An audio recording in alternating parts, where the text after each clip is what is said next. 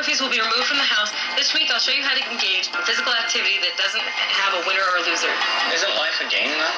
No, life is not a game. I totally disagree. Life is not a game. It's part of the game. It's part of the game. You heard him. Should have seen the shit-eating grin this guy had on his face, thinking, what's wrong with this idiot? Doesn't she know? Hasn't she been socially engineered? Why isn't she conforming? Doesn't she know we're supposed to compete for resources? We're not supposed to cooperate. Hi, I'm John Rose. That was an episode of Wife Swap that I just let you hear in the beginning. I'm reminded all the time how we're socially engineered and how most people are totally clueless as to how their little brains are being molded, doing exactly what society wants them to do, not realizing that there are people who are controlling society. Social engineering. A lot of you guys don't know anything about social engineering. You don't understand how social counterbalance works. You don't understand how operatives work. You don't understand how controlled opposition work. And yet more and more people are waking up to these realities. That's what's going on. Anytime somebody's trying to do something good and the powers that be don't want that to happen, they're going to slide in some operatives. And I know that firsthand. Here in Houston, was a producer of a radio show here in Houston called Go Vegan Texas. We were infiltrated by an operative, COINTELPRO. Boy, I could spot that woman. As soon as I met her, I knew she was bad news. I could just sense it. My spidey sense was off the charts when I met this woman. That's how the powers that be operate, folks.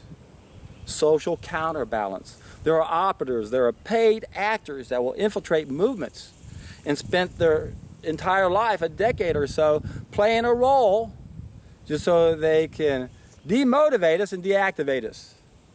Give everyone the illusion that we're getting progress, that we don't have to keep going as strong as we are. But the problem here, of course, is most of us are oblivious to this. And it's really hard to spot these people unless you know what to look for. I see them all the time on my YouTube channel. They'll come out and compliment me or a video, trying to think, oh, he'll think I'm a good commenter, want me around, and then he'll start attacking me and start demotivating people. Happened just recently. And it's really sad that there is so much energy put into this, and a lot of the people that are part of it don't even care. They don't have an opinion one way or the other. They're paid actors, and they're really good at it. And their job is to counterbalance movements that can turn this planet around. Now, if you watch enough of my videos, you know I've said this countless times. Things are never going to change unless we reach the tipping point. Unless we reach that 100th monkey, that magic number, whatever it takes, where things change exponentially, things will never change. We're always going to struggle. Even people who are trying to do the right thing are going to struggle because it's hard to break away from the herd. We got to change the direction we're going, my friends. And I've given a lot of thought to this. And I realize that if you don't have the pieces of the puzzle I have, you can't contemplate on it, and you can't see the same visions I have. So many times on the hero's journey, people are going to have difficulty understanding your visions. That's because they lack the contemplation, and they lack the contemplation because you can't contemplate on what you don't know. Once you see the problem that we face, once you realize that there's a first cause we must correct, then you realize how futile it is to focus too much on downstream work. Now, obviously, we have to focus on some downstream work, but we got to go upstream, folks. We got to change our collective mentality. Now, remember, I've said before, there are 3 main waves of heroes on the hero's journey. There are 5 stages, and then there are 3 waves. The first wave of heroes are going to get us to reach the tipping point. We are the rudder on a big ship where the rudder's 6 stories tall. That's going to steer this big ship away from that iceberg. The hard part is to get the trim tab to turn. Once we get the trim tab, once we reach 10% or wherever that magic number is, then the rudder turns. That's the second wave of heroes, and that's the majority. Once we get to the tipping point, folks, things are going to change in ways we can't even comprehend, and I've said this before too in my videos. It doesn't do a whole lot of good trying to figure out what to do ahead of time, because there's no way we can predict. There's just too many variables that are going to play into what happens at that point. And it's fun to speculate, but we have to realize there's just too many unknowns. The thing we have to focus on is getting to that tipping point. And we're going to have a lot of obstacles. We're going to have a lot of operatives. We're going to have a lot of controlled opposition. And there's going to be a bunch of useful idiots. They just don't know any better. They're going to be part of the problem too. That's why we got to be steadfast and realize we just got to go forward with as much momentum as we can. Not to get discouraged when we find people who want to burst our bubble, who are just simply pessimistic, and they think it's already over, there's nothing we can do. And that's what you're going to see a lot of operatives do. They're going to come in and try to demotivate us and be pessimistic and say there's nothing we can do, we can't defeat these people, not realizing that there's no specific plan that we need except to get reconnected. That's what changes our mentality. That's why there's an idea that's stronger than all the armies in the world, and that is to test an idea as time has come, so that we can see what we're missing, so we can bump up those biophotons. And that's what changes our mentality. Once enough of us change our mentality, it's not like, okay, now we need a game plan. No, that's not how it works. Things are just going to change.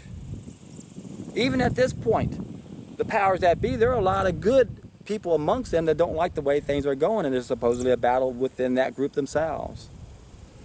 That's why we got to realize that all of our behavior is like a bell-shaped curve.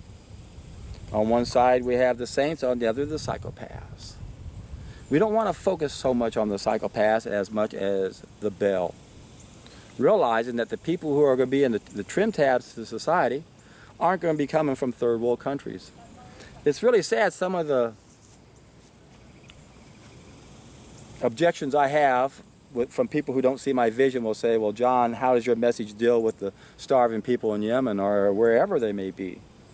You know, how are they going to help us do a juice fast and eat raw food? Well, they're not part of the tipping point, my friends. The tipping point is going to be coming from the other countries that have the ability to do this. And you don't have to be rich to do this.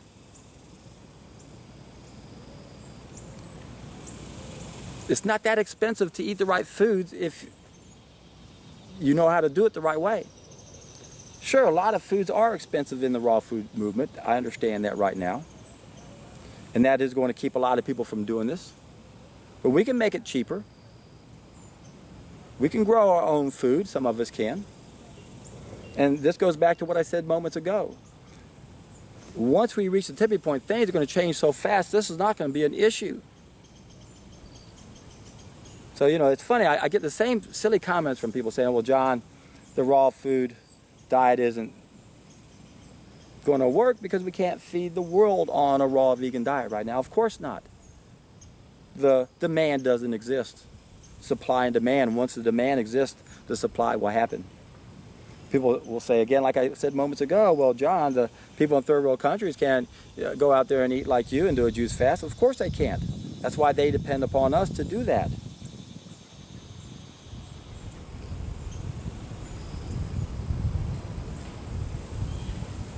You know, the glass is either half empty or half full, isn't it?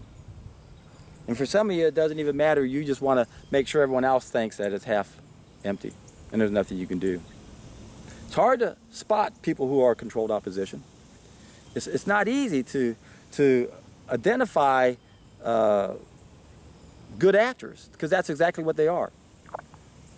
They're paid to do a job. They're paid to convince you that they're on your side. They'll become your best friends, and you'll trust them, and they'll end up bringing down a whole organization. And it's sad that we even have to entertain that, isn't it?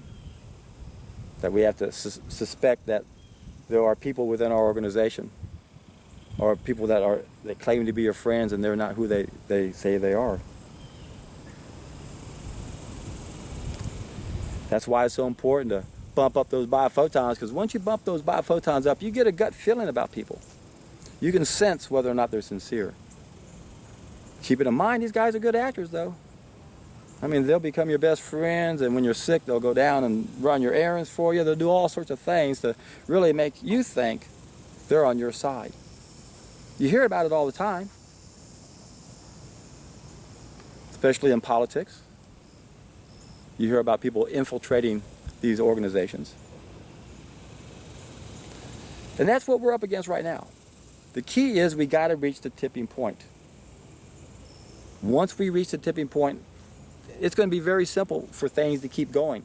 We don't need a special plan to take down the powers that be. Things are going to change because our mentality changes. Again, we got that bell-shaped curve. You can't cut off the bell. You don't need to have an attack plan against those guys. You got to change the bell. When the bell changes itself, the edges of the bell change. Once we wake up to that reality, folks, then we'll realize that this is not unrealistic. What I'm proposing to do has already been done by Bill Bright. He had 14 million Christians doing a 40-day solid food vacation on juices within 1 year. We can duplicate that. I know how hard it is to eat a raw vegan diet. Remember, there's 3 ways to correct 5 main mistakes. One of them is eat a raw vegan diet. That's not going to get enough people's attention. You see straw man arguments. Well, John, let's assume that's what we got to do. No, that's not what we got to do. We got to get them to take a solid food vacation. That's the only way we're going to get the numbers to wake people up. And then whether or not we'll be able to figure out how to do it right is going to also depend upon what happens once we get to that point. Once enough of us start doing this, we're going to figure out all the details about how to tweak our species-specific diet to work in a world that's not ideal. Typical comment, oh, raw vegan diet isn't an ideal diet because you got to supplement. No, the raw food diet is our species-specific diet. A raw vegan diet is our species-specific diet in an ideal world. We no longer live in an ideal world, and that's why it doesn't always work for everybody. Might need to modify it somewhat.